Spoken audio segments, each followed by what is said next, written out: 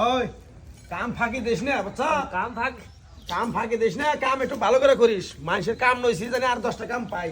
আর 10টা কাম যাতে পাওয়া যায়। বুঝছ না? এই মিস্ত্রি সাহেব হ্যাঁ, কি করতেছেন আপনি? কে এই যে বালু দিয়ে আমি যে এটা সমান করতেছি ইট বহামু।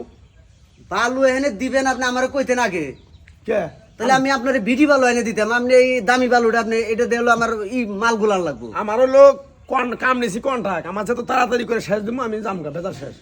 আপনি তো তাড়াতাড়ি যাইবেন কিন্তু আমার ক্ষতি করে যাবেন কি আপনি? আপনি আন কটা বাজে বেলা বাজে 10:30, আপনি কে বলেছেন সাইডে আয় হেরে মিস্ত্রি নয় ক্যাশ ক্যাশ শুরু করছেন। সমস্যা কি আপনার? ক্যাশ ক্যাশ করবো না। তুমি আমার এই মিক্সের বালুটা তুমি কি এখানে বিছাইলা? তুমি আমার কইতে আমি দরকার হলে এক গাড়ি বিডি বালু এনে দিতাম, তুমি হেডে বিছাই তার উপরে ইট বিছাইতা। হ্যাঁ, এটা কি ডালের বালু? তো ঢালের বালু না এটা? ডালার বালু নাকি এটা গাঁথনির বালু? এটা তো আমি এটা কিছুই বুঝতেছি না। এত এত চিকন বিডি বালুর মতোই তো দেখা যায়। এটা বিডি বালু। এরকম করে এইভাবে তোমরা কাম করে করে এই যে এই মালিকের ক্ষতি করো, তাই না? আর সামনে যেটা পাও তো এটাই বিচার শুরু করে দাও। তোরা কাম করই, তোরা কাম করে আমি কথা এই কইতেছি। থামাও, কাম থামাও। আরে বাবু শুনুন একটা কথা কই, এই যে চেতা চেতি যে করতাছেন বুঝেন না শুনেন না, বসত করে একটা কথা কই হালাইলেন। এই বালুটা দেওয়ার কারণটা কি জানেন? কি?